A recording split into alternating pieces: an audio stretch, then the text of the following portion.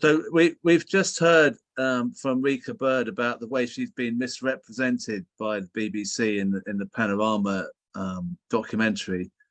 Now, Rika Bird is not the only person who's been misrepresented by the BBC, and also not the only victim of this kind of big anti-Semitism smear and story that's been gathering since about 2016.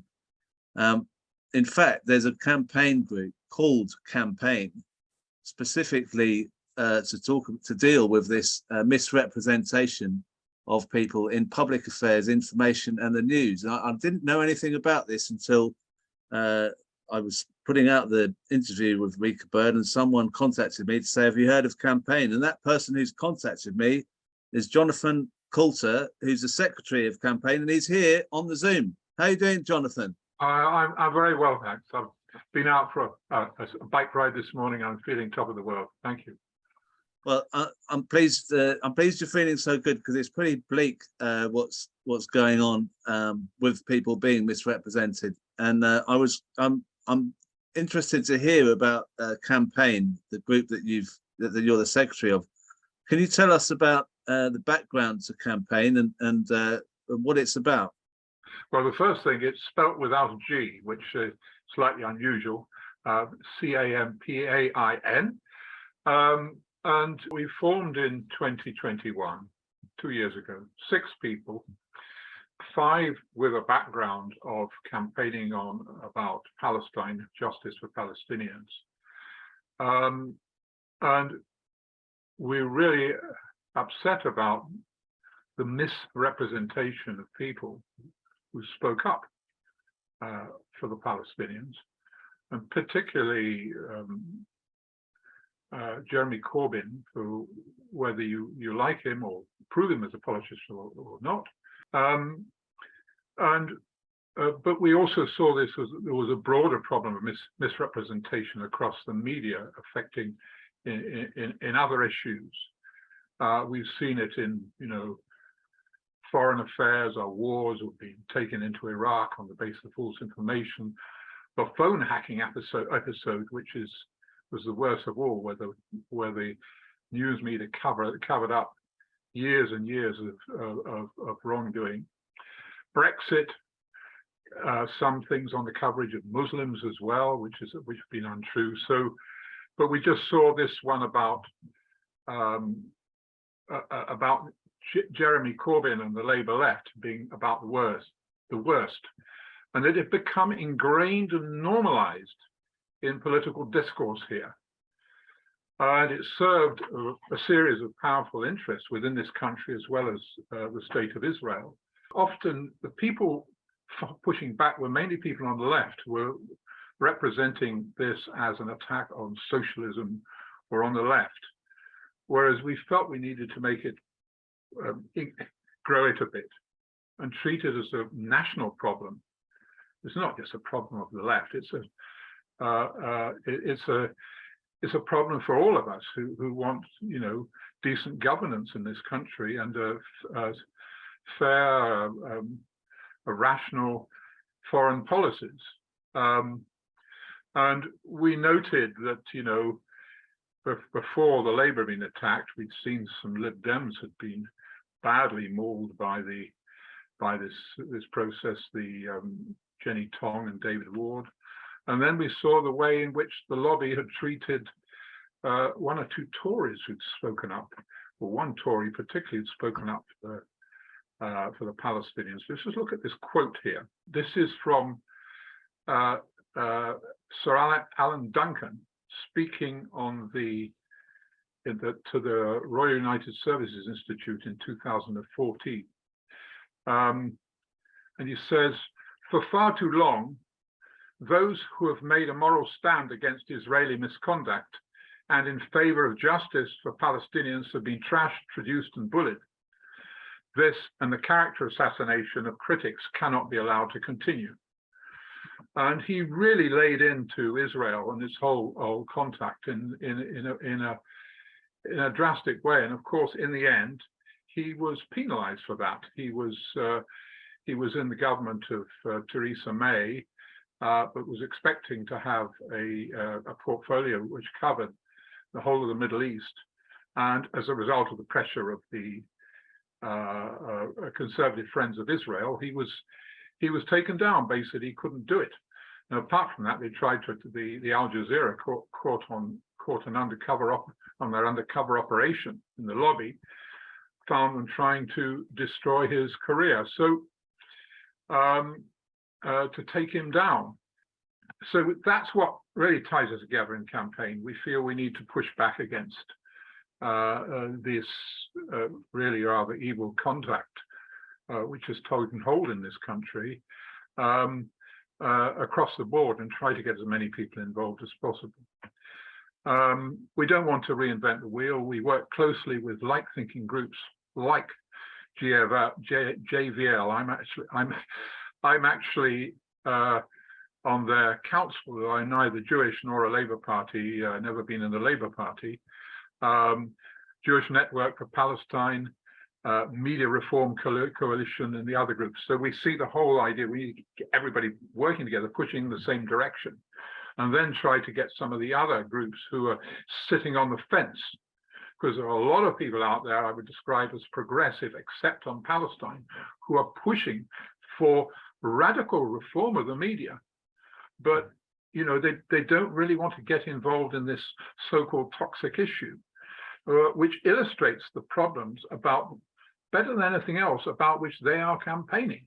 On this show, we hear a lot about Labour Party people being smeared for anti-Semitism, but as you've said, it's interesting that it's also been a case that Conservatives have had that happen to them, like you mentioned, and some of the people that you've attracted to your group, to the campaign group, the campaign.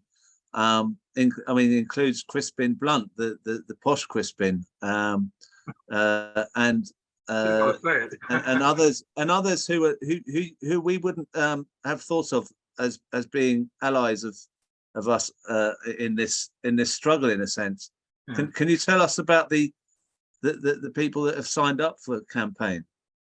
Well, you know, there's a few celebrities with Ken Loach, who's wonderful. He came along and helped us to deliver we've done this open letter signed by 1,200 people, and he came along and helped us deliver it. There's Gada Kami, who you may know. She's on here a lot. Yeah, we have her. She's off sick that day, but she's with us in spirit very much. Then there's Diana Neslin. We love her. Yeah. Oh, she's a wonderful woman. She was along, and then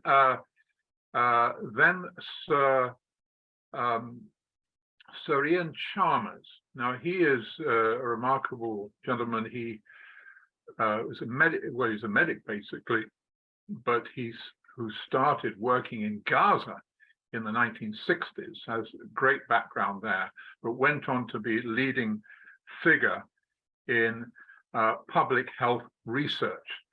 So they're the sort of people we've got. They're the ones who somebody came along, wanted to come along. And then, of course, there are people like Crispin Blunt, and there's a number of Liberal Democrats I've noticed have signed up. A lot of people, I don't know what party they belong to, quite frankly. Well, I mean, and sorry to go back. I mean, it's open letter that you were talking about. This is something that you went to the BBC to send it, to give it to them, hand it in. Are you looking for more people to sign it? Is that right? Yeah, we got 1,200, but we want to just go on increasing the number of signing, because in that way we can feed back to the signatories the response we get, and then decide with them what further steps we're going to take. Because I don't think this has to be a long. We have to be in it for the long term, right? Because shifting the BBC, which has been unwilling to recognize really anything wrong with the way it's been reporting this topic, is going to take a lot of time. But the fact that cracks are emerging in the edifice in their defense, what with the revelations about Ben Westerman, about Izzy Langer, with Erika Bird and coming in, things about, yes, various people there. There appears to be some cracks opening up there. And, you know, it's going to be better for all of us if the BBC can come clean at some time. And there is a real recognition that they've got it seriously wrong, because I really don't think they've got a leg to stand on, though they will try. Our basic approach is to keep up the pressure, keep more stuff coming in until they start realizing maybe they need to change their tune. They'll be looking a bit ridiculous. Right. So I mean, so you had a group of people, including Ken Loach, who put the letter into the BBC, and it's had a reply on the 1st of March, which I've got on the screen. I'll be sure people will see on the screen. So it's a long reply, and I wouldn't want to read it all out, but I've read it, and my feeling on that reply is that they are saying, they're almost hiding behind Ofcom, saying Ofcom have said this program's fine, there's nothing to complain about, but you've sort of hinted there that the more details that are shown to be incorrect, Ofcom may change its tune. And what I want to ask you is, does Ofcom often change its tune? Is Ofcom truly independent, or is it manipulated by big players like the BBC? I mean, what's your view on Ofcom? Does it have integrity? Well, the thing is, I think it's a bit of a grey area from Ofcom. Ofcom is what largely prevents us having a sort of media they have in the United States. You can look at one of our blogs where we talk about crony appointments in broadcasting. We deal with this. So I think it has certain virtues, but I think it's short of resources and really to stand up to government as it should. So it's a little bit of an open question what it may do in the future. So I think we have to keep pushing at all levels, and until again there may be a question of Ofcom needing to defend its own credibility by not letting this program go unchallenged. Because really, I mean, you look at this last letter from the BBC. It's just a denial. We put forward 5 different propositions. We asked for detailed answers from each from the BBC, and we got no detailed answers at all. You know, how long can they go on doing that? And you know, I don't think we're not going to stand for that. I don't think our signatories are going to stand for that.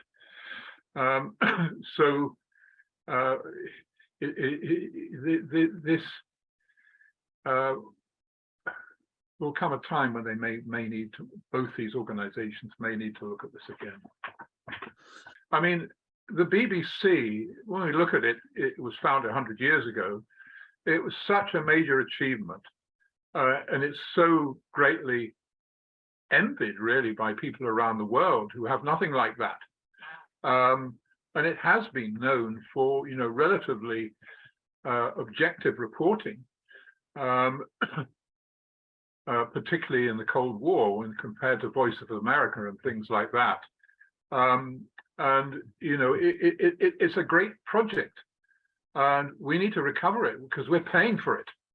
And I think, you know, particularly across, you know, educated people watch the BBC a lot, even now, although younger generations are tending to turn to social media. And there is a great appreciation for what this institution has to offer the country. And it does provide us with a lot of good content, but we just cannot have it serving a sectarian or partial agenda that serves the interest of certain groups against the others. We need to recover it. So that needs to be the message.